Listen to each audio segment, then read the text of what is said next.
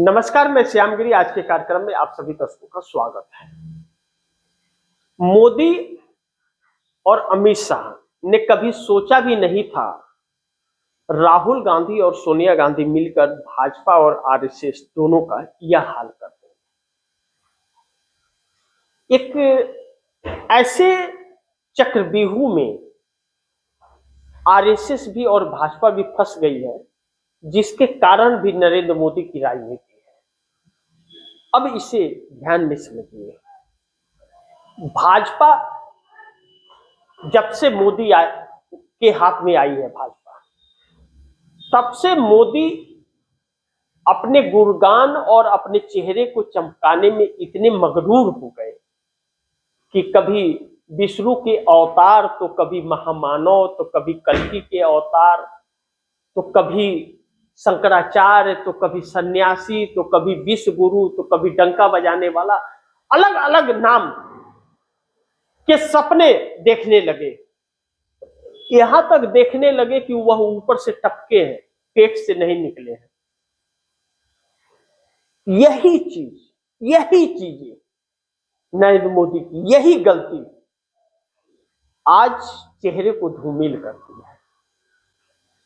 उनके चाल, चरित्र और चेहरे को देश के सामने लाकर के उजागर करती है। नरेंद्र मोदी आरएसएस के साथ इतना बड़ा विश्वासघात करेंगे, यह आरएसएस ने भी नहीं सोचा था।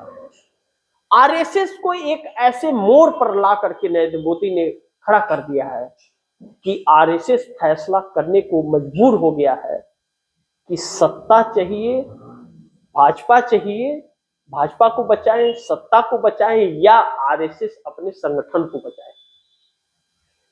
इनमें से एक चुनना पड़ेगा उसे। अगर मोदी का साथ चुनता है तो गारंटी नहीं है कि मोदी की कुर्सी बची कब तक रहेगी। सत्ता को सोचता है तो उसे भरोसा नहीं है कि अगर मोदी के चेहरे को बदल दिए तो एनडीए गठबंधन के लोग साथ देंगे या नहीं।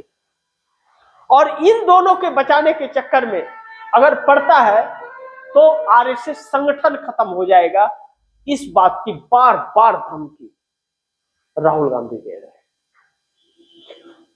राहुल गांधी देश और दुनिया को यह समझा रहे हैं कि आरएसएस कितना विश्वासघाती और कितना घातक है। और आरएसएस का संगठन विश्व भर के अलग अलग देशों में है, अलग अलग नाम से। राहुल गांधी सफल हो गए और सत्ता बदल गया, सोनिया गांधी सफल हो गई और सत्ता बदल गया, तो फिर मोदी शाह का जो होगा वह होगा, आरएसएस संगठन तबाह हो जाएगा। यह मोहन भागवत समझते हैं।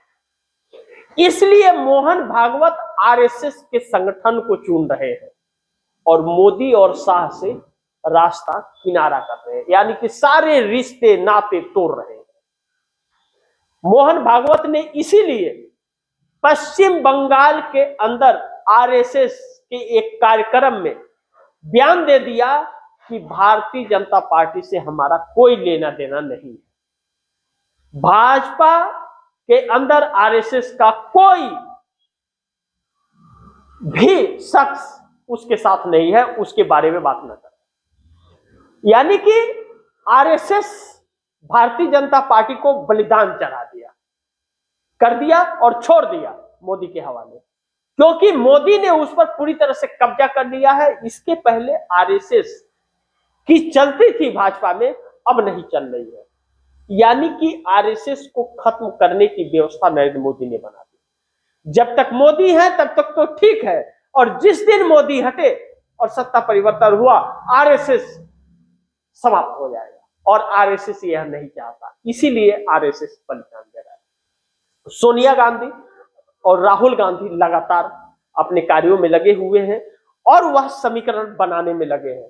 सोनिया गांधी ने जो बयान दिया और सोनिया गांधी ने जो कहा कि कल भी लड़ी थी, आज भी लड़ूंगी, यह जीने नहीं दे रहा है, चाहे आरएसएस को और चाहे मोदी को, क्योंकि रास्ता जेल के तरफ ही जाता है और कोई रास्ता नहीं बचता।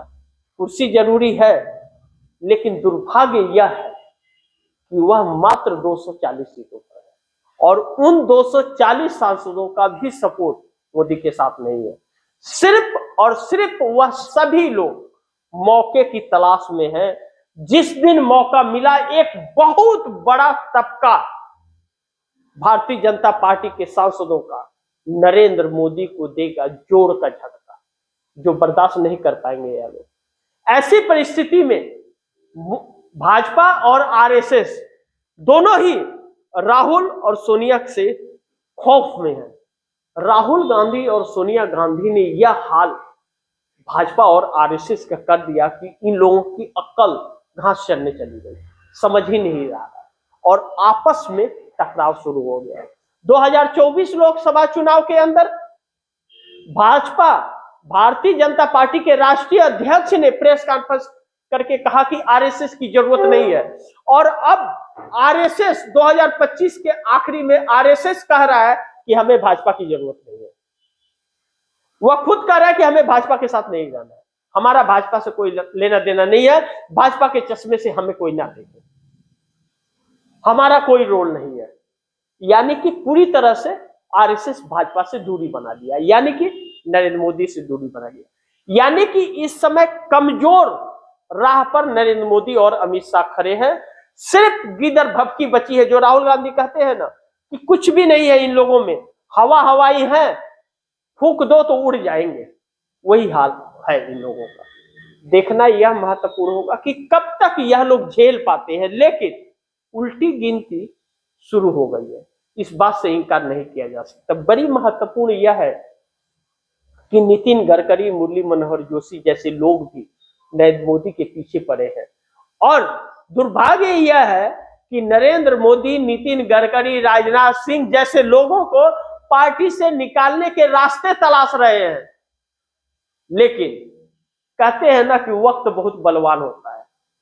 अमेरिका से जेफरी एप्स्टीन फाइल ने जो हंगामा और भूचाल मचा करके रखा है, वह डर को और बढ़ा दिया है। इस वक्त तो ठीक है, कुछ छिपे हुए हैं राज, निकल करके नहीं आया, ट्रंप उस पर पर्दा डालने की कोशिश कर रहे हैं, लेकिन ट्रंप के खिलाफ महाभियोग भी है और ट्रंप ही फंस गए, ट्रंप की कुर्सी ही चली गई और वह उजागर हो गया, तो ट्रंप खुद ही नहीं बचेंगे तो वह हमारे देश के उन राजनेताओं को कैसे बचाएंगे। और दुर्भाग्य यह है कि मोदी भी फंसते हुए नजर आ रहे हैं और मोदी के मंत्री भी फंसते हुए नजर आ रहे हैं। जब तक तस्वीर नहीं आती तब तक सुरक्षित है, और जिस दिन तस्वीर आ गई दांव उल्टा पड़ जाएगा। फिर जनता से निपटेंगे या विपक्ष से निपटेंगे या सहयोगी से निपटेंगे, यह फैसला भी करने का वक्त नहीं मिलेगा। यानी कि वक्त बदलने वाला है। बाकी आप दर्शकों की क्या राय है, क्या सुझाव है, कमेंट बॉक्स में जरूर कीजिएगा। इस खबर को ज्यादा से ज्यादा शेयर कीजिएगा, अपने दोस्तों को भी कहिएगा आगे शेयर करें। आपने अगर चैनल को सब्सक्राइब नहीं किया, सब्सक्राइब कर लीजिए, अपने दोस्तों को भी कहिएगा चैनल को सब्सक्राइब करें। मिलते हैं अगली खबर के साथ, तब तक के लिए नमस्कार।